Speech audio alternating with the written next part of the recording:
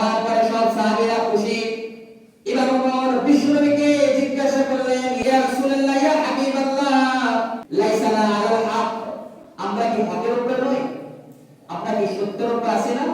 বিশ্বনবী বললেন, বালা, হ্যাঁ, নাহনু আলাল হক, আমরা হকের উপরে আছি, আমরা সত্যের উপরে আছি। তখন ওমর বললেন, তাহলে আমরা যদি সত্যের উপরে থাকি, তাহলে আজ থেকে মক্কা নগরীতে গোপনে আর ইসলামের দাওয়াত চলবে না, আজ থেকে প্রকাশ্যভাবে ইসলামের দাওয়াত চলবে। সুবহানাল্লাহ। ওমর বিশ্বনবীকে বললেন, ইয়া রাসূলুল্লাহ, ইয়া হাবিবাল্লাহ, আজ থেকে মক্কা নগরীতে গোপনে কোনো দাওয়াত চলবে না।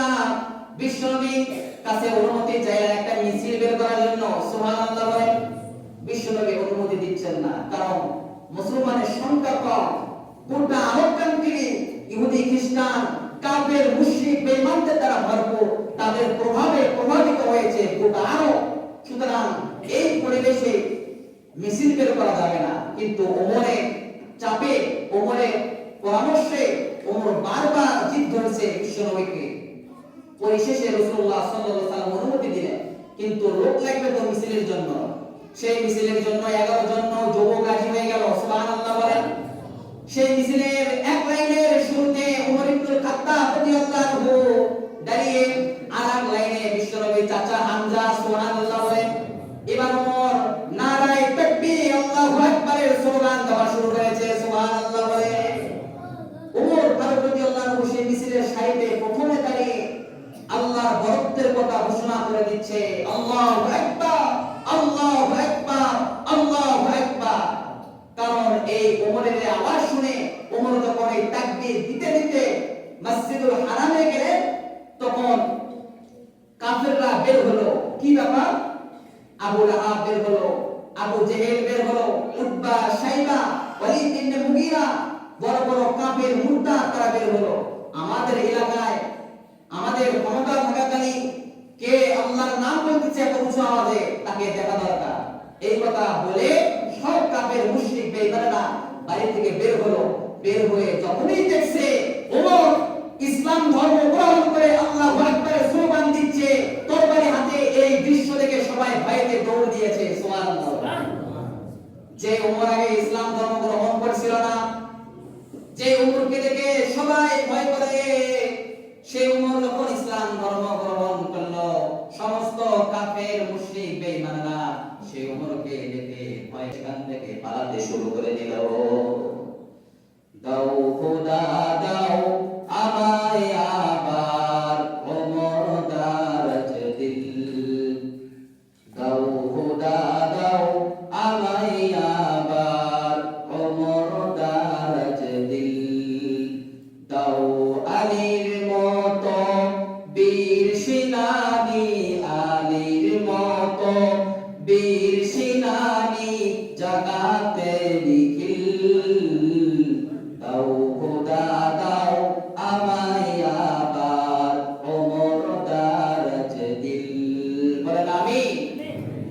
আমরা সেই ওমরের অপেক্ষায় আছি। গোটা মুসলিম উম্মাহ সেই ওমরের অপেক্ষায় আছে।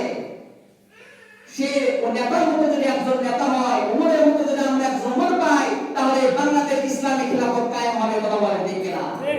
আজকে বর্তমান জামানায় আল্লামা মামুনুল হক নাস্তিক বেঈমানদের বিরুদ্ধে যে হুঙ্কার ছাড়ে, আল্লাহু আকবারের স্লোগান যে জোরে বলে, এটা নাস্তিক বেঈমানরা সহ্য করতে পারে না, তারা সমালোচনা করে। কথা বলেন ঠিক কিনা? আচ্ছা, আমার প্রশ্ন, সবাই যদি আবু বকরের মতো নরম হয়, তাহলে ওমর হবেন কে? কথা বলেন ঠিক কিনা? ওমরের দরকার আছে না নাই? কথা বলে আছে। সে ওমর রাদিয়াল্লাহু আনহু আল্লাহু আকবারের স্লোগান জোরে দেওয়া শুরু করেছে। সমস্ত আরব কান্ট্রিতে ভয়ের জয়গান শুরু হয়ে গিয়েছে। যে ওমর ইসলাম ধর্ম গ্রহণ করার কারণে যে ওমরকে দেখে সবাই ভয় করত, শুধু তাই নয়, ইসলামের আগেও ওমরকে দেখে ভয় করত। আমরা তো আমাদের বাচ্চাদেরকে খানা খাওয়ানোর জন্য যদি দুষ্টুমি করে, আমরা পাগলের ভয় দেখাই, বিভিন্ন মানুষের ভয় দেখাই, আমরা জিনপতের ভয় দেখাই। ওই সময় আরব কান্ট্রিতে মহিলারা তাদের বাচ্চাদেরকে খানা খাওয়াতো ওমরের ভয় দেখাইয়া। আল্লাহু আকবার বলে বাচ্চাদেরকে বলতো খানা খাও, না হলে ওই যে ওমর আসলো আর বাচ্চা খানা খাইতো। আল্লাহ প্রদত্ত প্রতিটি ব্যক্তির অন্তরে ওমরের ভয় ঢুকিয়ে দিয়েছিলেন। সুবহানাল্লাহ। সে ওমর ফারুক রাদিয়াল্লাহু আনহু ইসলাম ধর্ম গ্রহণ করলেন।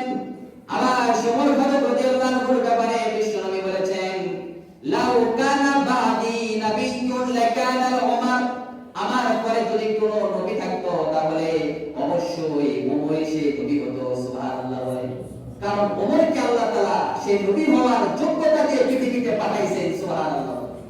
বিশ্বনবী একবার স্বপ্ন দেখেন, বিশ্বনবী রাতের বেলায় দুধ পান করছেন, আর দুধের তৃপ্তিগুলো তিনার এক আঙ্গুলি দিয়ে বের হচ্ছে, দুধের অবশিষ্ট অংশগুলো এক আঙ্গুলের মাধ্যমে বের হচ্ছে। তখন বিশ্বনবী সেই আঙ্গুলের অবশিষ্ট দুধগুলো বাকি কোন সাহাবীদেরকে না খাওয়াইয়া ওমর ফারুক রাদিয়াল্লাহু আনহুর মুখের মধ্যে দিয়েছেন। সুবহানাল্লাহ। সাহাবীরা জিজ্ঞাসা করলেন, ইয়া রাসূলুল্লাহ, এই শব্দের ব্যাখ্যা কি? আল্লাহর হাবিব বললেন, এই শব্দের ব্যাখ্যা হলো এই দুধের সাথে ইলম জ্ঞানের সম্পর্ক। সুবহানাল্লাহ। আল্লাহ আমাকে জ্ঞান দান করেছে, আর আমার এই জ্ঞান, এই দুধের অবশিষ্ট অংশ মুখের আঙ্গুল দ্বারা বের হচ্ছে, আমি তা ওমরের মধ্যে দিয়েছি। আল্লাহ এই অবশিষ্ট অংশ ওমরকে খাওয়াইয়া তাকে এমন জ্ঞান ইলম দান করেছে পৃথিবী তার কাউকে দান করেনি। সুবহানাল্লাহ। এই জন্য বিশ্বনবী বলেছেন, আমার পরে কোনো নবী নেই, আনা খাতামুন নাবিয়্যিন লা নাবিয়্যা বাদি, আমি হলাম শেষ নবী, আমার পরে আর কোনো নবী নেই। লাউ কানা বাদি নাবিয়্যুন লাকানা ওমর, আমার পরে যদি কোনো নবী হতো তাহলে সেটাই হতো ওমর। বিশ্বনবীর মতো আর কোনো নবী নেই, বিশ্বনবী হলেন শেষ নবী। আর বিশ্বনবী বলেন, আমার পরে যদি কোনো নবী হতো তাহলে সেই নবীটা হতো নিশ্চিত ওমর। সুবহানাল্লাহ।